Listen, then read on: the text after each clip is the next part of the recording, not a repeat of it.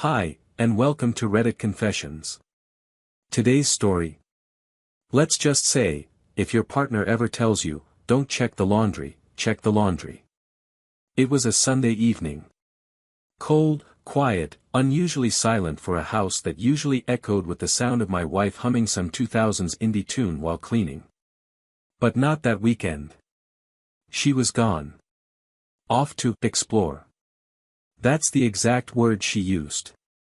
I need a weekend to explore something new, for myself. I remember the way she smiled, like it wasn't a big deal. Like I was supposed to nod and say, sure, babe, go become a butterfly or whatever. And I did. I nodded. Because I was stupid. Or maybe just tired. I let her pack her bag, kiss my cheek, and walk out with a duffel that had her red lace set in it, the one she hadn't worn around me in over a year. I told myself I wouldn't spiral. I told myself I'd just clean the house, catch up on my podcast backlog, and let her do whatever personal journey she needed to do. But around hour 38 of her being gone and sending only one message, having so much fun. Don't wait up face blowing a kiss, something inside me snapped. Not in a dramatic movie way. I didn't punch a wall or scream into the void. I just opened the laundry basket. That's all I did. And that was enough. Because in that laundry basket, under a crumpled hoodie and a towel that still smelled like her shampoo, was a crumpled receipt, a hotel bar tab from a place 2 towns over. 2 cocktails. 2 desserts. 1 room number scrawled in pen on the back. I stared at it for a long time. Not because I didn't know what it meant. I knew exactly what it meant. But because I didn't want it to be real. I wanted to go back to just assuming she was at some dusty yoga retreat with essential oils and overcooked quinoa. But instead, she was sipping martinis in room 214 with someone who clearly wasn't meditating. And in that moment, I didn't cry. I didn't throw anything. I didn't even say a word. I just stood up, went to the bedroom, and started packing. Not her things. Mine. Because while she was out, exploring, I made my own decision. She thought I'd wait. She thought I'd forgive. But by the time she came back, I was already gone. I hadn't planned to leave. Not at first. When I found the receipt, my brain didn't scream run, it whispered prove it wrong. Some part of me, the small pathetic part that still believed in our late-night serial chats and the way she used to trace circles on my back when I couldn't sleep, wanted to believe it was just a coincidence. That maybe, room 214 was a joke, a dare, a prank between friends. But deep down, I knew better. We always know. We just pretend we don't until the evidence is too loud to ignore. So I packed. Not a dramatic storm-out packing. I folded each shirt. I zipped up my duffel slowly. I unplugged my phone charger and even double-knotted the laces on my sneakers like I was getting ready for a long walk. I didn't know where I'd go, only that it wouldn't be here when she returned. The space we shared suddenly felt contaminated, like breathing in it would make me sicker by the hour. But as I stood by the door with my bag, I hesitated. I hadn't said anything. And for some reason, I didn't want to vanish without a word. Not because she deserved closure, she didn't. But because I needed to release something. Maybe that was weak. Or maybe it was brave. I don't know anymore. So I grabbed a notepad from the kitchen drawer. One of those cheap ones with half the pages missing. And I started writing. Not a goodbye. Not even a confrontation. Just truths. Raw, quiet truths. You said you needed space. I gave it. You said you needed time. I waited. You said you wanted to feel alive again. I supported it, even when it felt like I was dying quietly beside you. You wanted freedom. So I'm giving you that, too. Enjoy room 214. The towels are probably cleaner than your conscience. I left the note right under the mug she always used for chamomile tea. The one with the crack in the handle. She never let me throw it away. Said it had history. I guess now everything does. I locked the door behind me without slamming it. No rage. No scene. Just silence. That kind of silence that rings louder than any fight ever could. I walked down the street like a stranger in my own life, duffel over my shoulder, wondering how long I'd been blind. Wondering if she even planned to tell me, or if this was just going to be a secret she tucked away forever, like that bar tab she forgot to burn. That night, I didn't sleep. I rented a cheap motel across town, where the sheets smelled like bleach and the front desk guy looked at me like I was either recently divorced or freshly robbed. Maybe both. I kept refreshing her location, the one she forgot I had access to on our shared calendar app. Around 10:42 p.m., her little dot stopped moving. Hotel Greenrock. Not a yoga studio. Not a retreat. Just a plain old hotel with cheap champagne and even cheaper morals. And then, nothing. No message from her. No calls. Just silence. Until 7:11 the next morning. Hey babe, almost home. Can't wait to cuddle up later. She didn't know I knew. But she was about to find out. I don't know what reaction I expected. Guilt, maybe. Tears. Shock. But when she walked through that door just after noon on Sunday, she was smiling.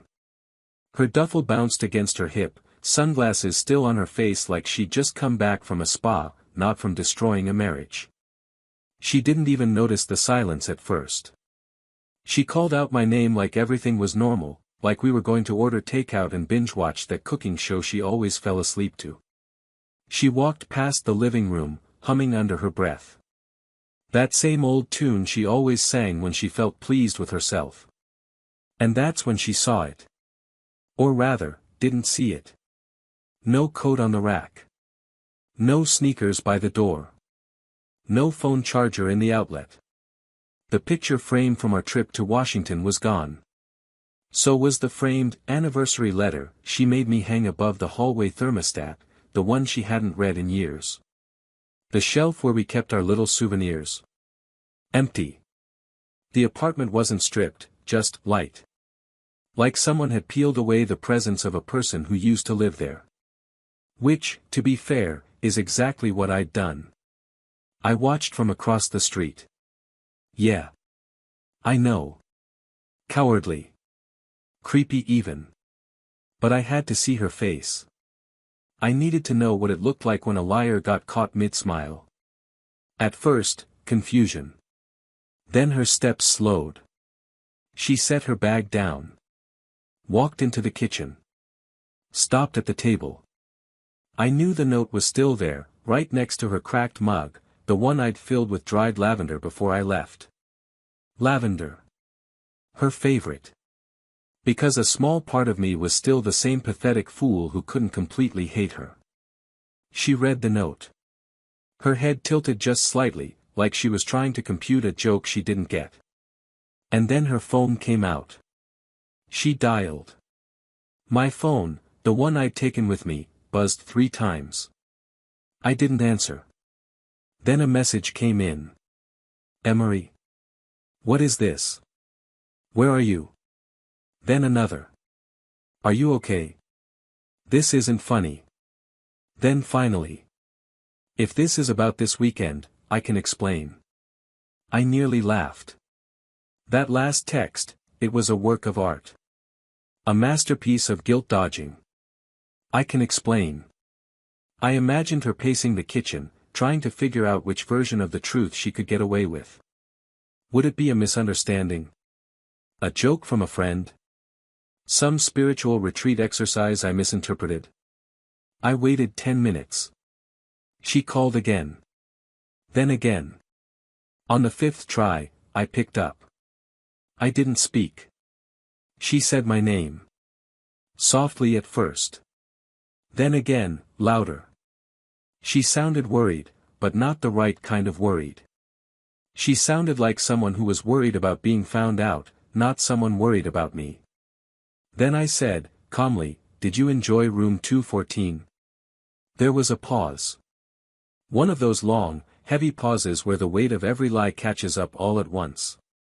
I didn't hear anything for several seconds, just the faint sound of her breathing, almost like the air had been sucked out of her lungs. "Emery," she finally whispered. I hung up. No yelling. No closure. I gave her the same silence she gave me for 3 days straight. That evening, she posted a photo of our dog on social media with the caption, "Finally home, missed my boys."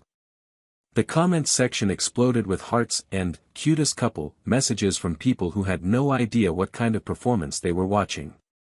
It was almost funny. Almost. That night, she didn't sleep in our bed. Because I wasn't there.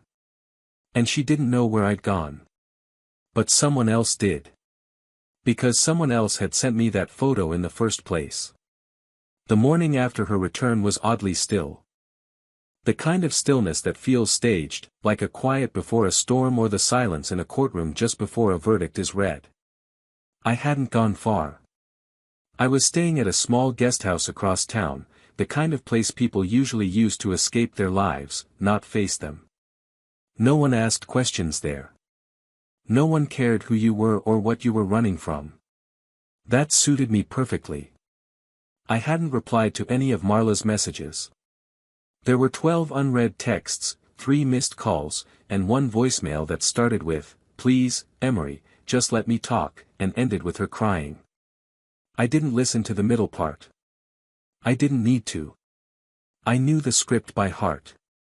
I'd heard versions of it from friends, coworkers, movies, books. Betrayal doesn't come with unique dialogue. It always sounds eerily familiar. Like background static you just forgot to notice until it drowns you. Around 9:13 a.m., while I was nursing a bad coffee and watching the sun slice through the cheap curtains, I got a message from another number. A different one. No contact name. Just one line. She told him you were fragile. That you'd never find out. I stared at it for a full minute, maybe more. My thumb hovered over the screen. I didn't reply. 3 minutes later, another message came in. I was in the room next door. Heard everything.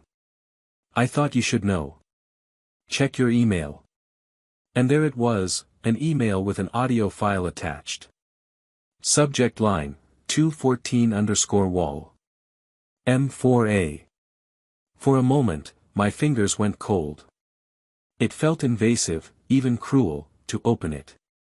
But curiosity, mixed with something much darker, pushed me to hit play. Static at first. Then voices. Muffled, but distinct. Hers. And a man's. At first it was just small talk. Jokes. Laughter. And then it got real. "He has no idea," she said. "You think he'll find out?" he asked. "Even if he does, Emery doesn't have it in him. He folds. He always folds." Those words didn't just sting, they sliced. And the way she said my name, like it was some kind of punchline to a joke. Like I was a harmless puppy too dumb to bark. She kept talking. I used to pity him. But now. I just feel nothing. He's sweet, but being adored like that starts to feel suffocating. And the man replied, laughing. "Well, at least you're getting what you really want now." I stopped the recording there. I didn't need to hear more. I'd heard enough. My jaw was locked so tight I thought I might break a molar. Not from rage. Not even from heartbreak. From clarity. Cold, brutal clarity. She wasn't sorry. She wasn't confused. She was calculated. Detached. She wasn't spiraling, she was thriving. She'd rehearsed this. Probably played out every possible scenario in her head, except the one where I stopped folding. I messaged the unknown number back. "Who are you?" The reply came instantly. "Friend of a friend." Let's just say not everyone she lies to sleeps with her. It felt like the floor shifted beneath me. Someone out there was watching her. Someone who knew her, maybe even cared once, but saw through her the way I couldn't. And then the stranger sent one last message before going quiet. If I were you, I'd check the spa booking history under her name. There's a file on their website. Use her email. You'll see. I didn't want to look. I really didn't. But I did. And what I found?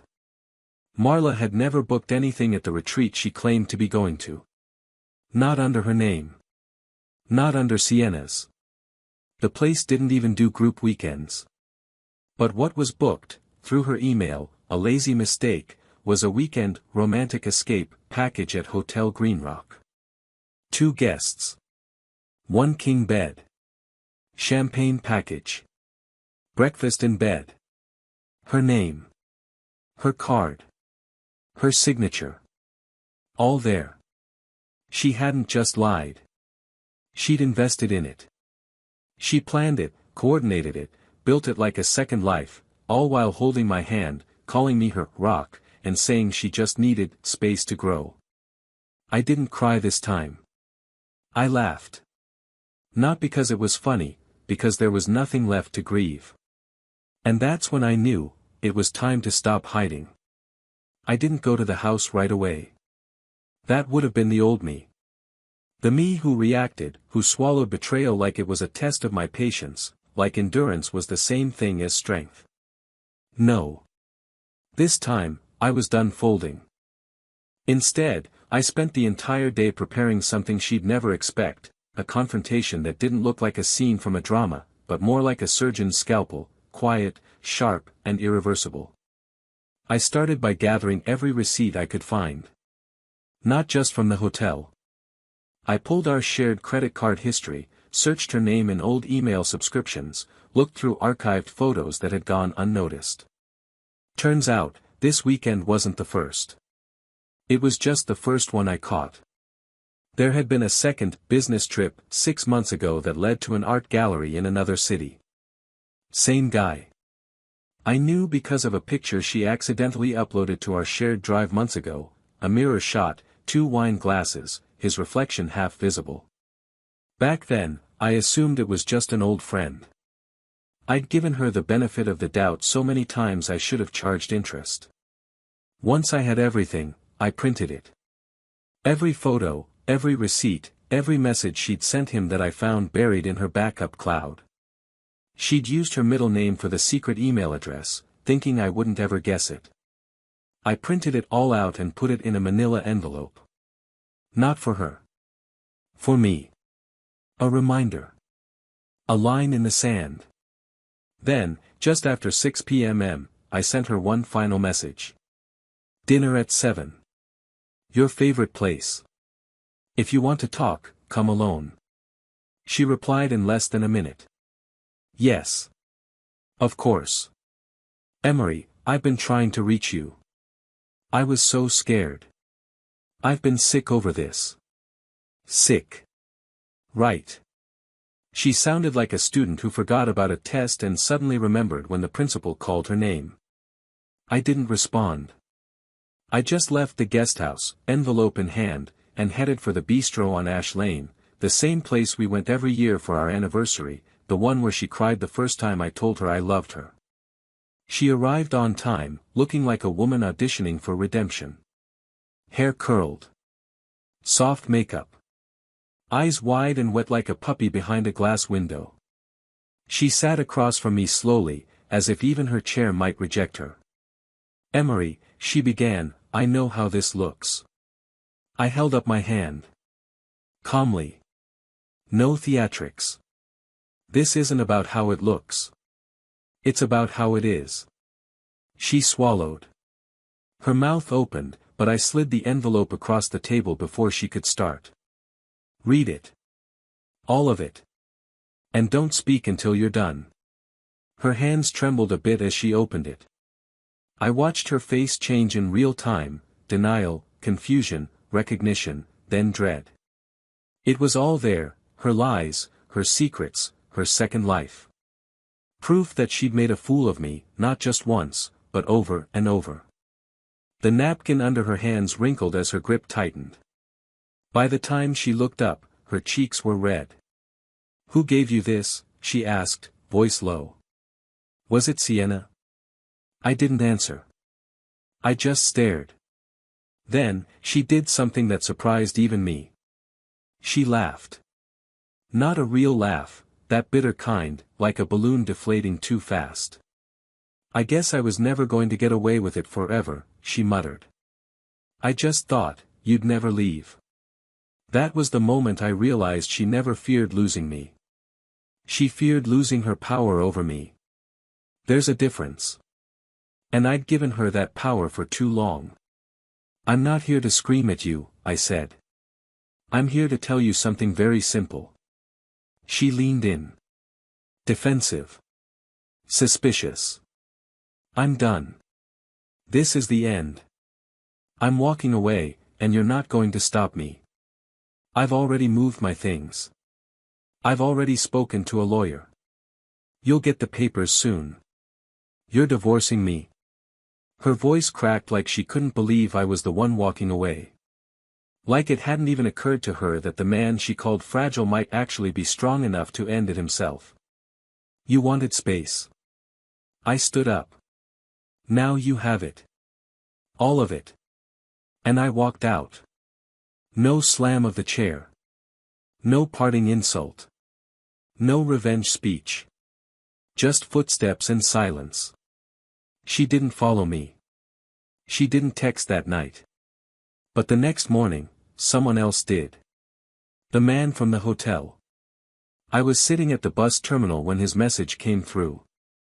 I hadn't planned to be there. I wasn't traveling, I wasn't waiting for anyone. I was just wandering, trying to feel anonymous. That place, all the strangers, all the movement, the voices bouncing off tiled walls, it made the weight on my chest feel slightly lighter. Maybe because, in a place like that, no one knows who you are. No one cares what you just walked away from. I was nursing a coffee that had long gone cold when my phone vibrated. Unknown number. One message. No introduction. "You probably hate me. But you deserve to know the whole story."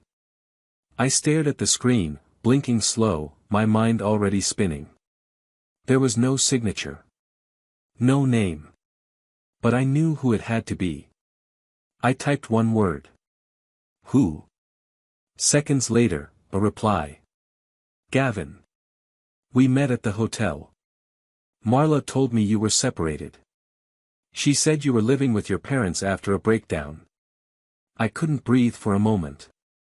Not because of the lie, I was used to those by now, but because of the level of it. She didn't just cheat. She didn't just betray. She created an entirely different version of me. A fictional character. Weak. Dismissed. Out of the picture. Gone. Another message came in before I could respond. "She never said your name at first. Not until I saw her ID in the glove box. I didn't like it. Something felt wrong. She was too polished. Too prepared." I asked around. I didn't know what that meant exactly, asked around. Maybe someone in her yoga group. Maybe someone on social media. It didn't matter. I'm not innocent. I slept with her. I believed what she told me. But I'm not okay being part of a lie like this. "You seem like a decent guy." It was the first time anyone had said that to me in weeks. I didn't know whether to be furious or grateful. I felt both. Gavin didn't stop texting. I left the hotel early Sunday morning. She was still asleep. I couldn't stay. It felt wrong. The things she said about you, like you were pathetic, broken. She didn't speak with hate. She spoke with boredom. That cut deeper than any insult could have. She didn't resent me. She just didn't feel anything. Then came the kicker. I thought I was the only one. But when I looked at her Instagram, I saw a comment from some guy with hearts. He looked familiar. Same guy from the spa where I work. He told me they'd been meeting up on and off for almost a year. My blood froze. There was more than just me. More than just Gavin. There was another. Possibly more than one. I stared at the tiled floor of the terminal and realized I had never actually known the woman I married. I had known a version she gave me, safe, clean, affectionate when it served her. But this wasn't one affair. It was a pattern. A strategy. And I had been the backup plan. The emotional storage unit she returned to when the lights went out elsewhere. I wrote back finally. Why are you telling me this now? His response was immediate. Because I figured it's only a matter of time before she spins a new version of the story, and you deserve to know what you're walking away from. Then he added. Check the date on the spa receipt again. I think you'll notice something. I dug into my bag and pulled out the file folder. I hadn't looked at it in a day, I couldn't. But now I flipped through it with shaking hands. The spa appointment was made on a Wednesday. But I hadn't noticed the time. It was at 3:45 p.m. And I remembered that exact Wednesday. I remembered because that was the day I came home early from work after my car battery died. I'd walked into an empty house, and Marla was running errands. She'd texted me to not wait up, to eat without her. Now I knew. She wasn't at the store. She was with him. Or someone else. That night, I didn't sleep. I sat in the corner of my room in the guest house, staring at the wall like it might break open and swallow everything. The next morning, I made one last call. To Sienna. Marla's best friend. Her alibi. She picked up after 2 rings, cheerful at first, until I said my name. Her voice dropped. I asked her one question. Was she ever with you that weekend? A long pause. Then, quietly. No. She told me not to answer if you called. Said it was just for a weekend. Just some space. I'm sorry, Emery. I didn't want to be involved. Click. I didn't need anything else. But I wasn't finished either. I was done being the guy who walked away quietly. It was time the people around her saw the real story, and not the polished, filtered, heart emoji version. I wasn't out for revenge. Not the dramatic kind. Not the kind that would get me on the news or trending in some morally gray Reddit thread. I didn't want to humiliate her. I didn't even want her to hurt. I just wanted one thing, for her mask to slip, in front of everyone who thought they knew her. I didn't want to be the only one carrying the weight of what she'd done. The truth deserved daylight, and for once, I wanted her to be the one fumbling in the dark.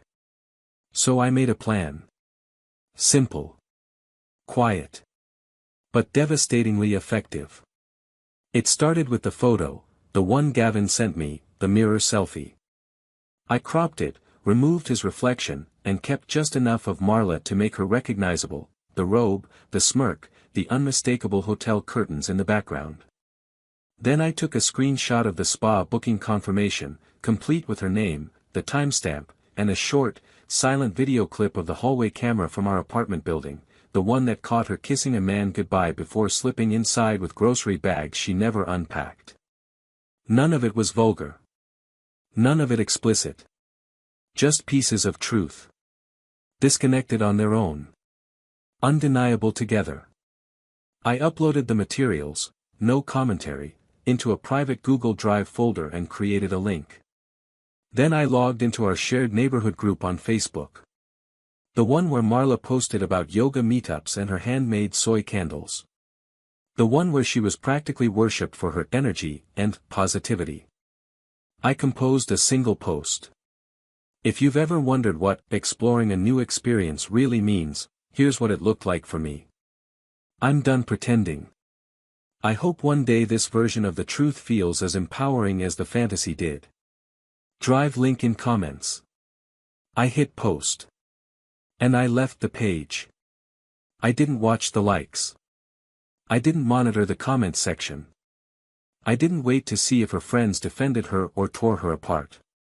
I wasn't interested in playing jury. I just knew that whatever illusion she'd curated for herself was gone now, no takebacks, no reshaping the narrative into something more comfortable. I didn't hear from her for hours. And then, just before midnight, she called. I let it ring. She called again. And again. By the fourth time, I picked up, not because I wanted to hear her voice, but because I wanted her to hear mine. "You need help," she said, her voice trembling with something that sounded like panic, not regret. "You can't just expose people like that." I didn't respond. That was private, Emery. Between us. Now I laughed. Actually laughed. A raw, hollow sound that caught her off guard. "There hasn't been an us in a long time, Marla. You just kept the name because it was convenient." She started crying, the dramatic kind. Choked breaths, apologies, talk of therapy, of how she'd lost herself. It was surreal. Like watching someone audition for a role they already failed at. "I just wanted to feel wanted again," she said.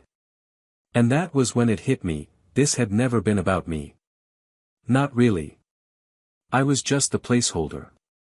The comfort zone. The one who never left, so she could. "I'm not your audience anymore," I said. Then I hung up. I didn't block her.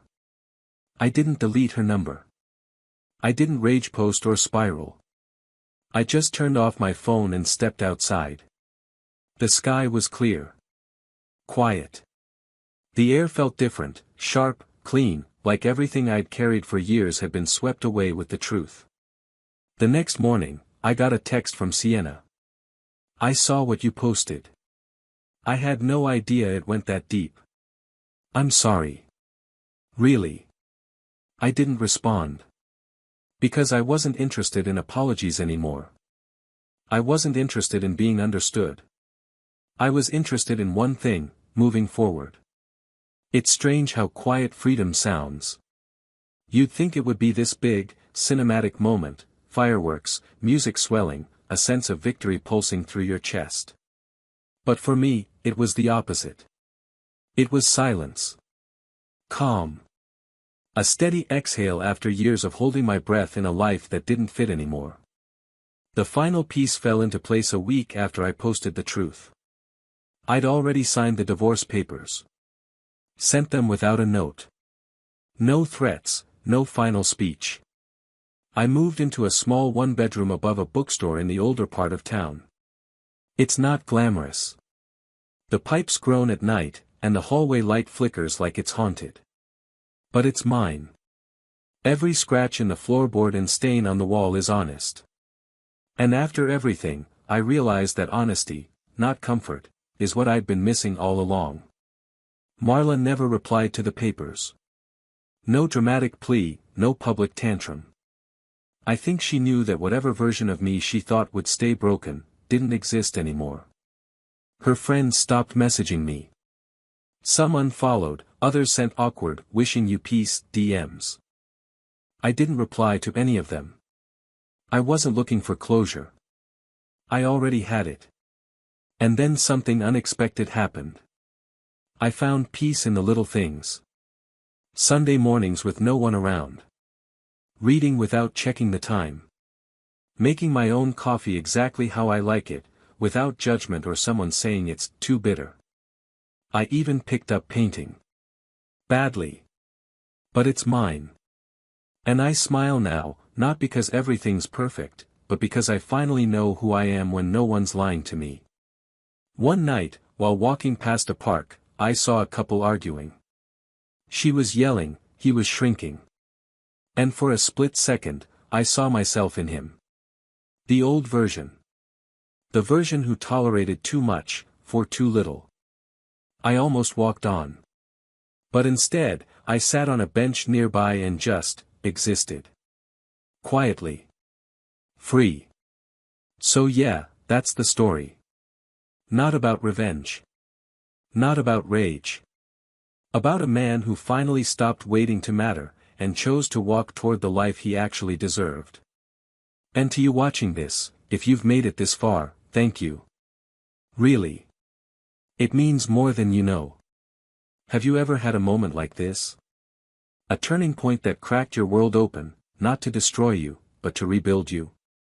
If so, I'd love to hear it in the comments. This has been Reddit Confessions, where the truth finally speaks. Thanks for being here.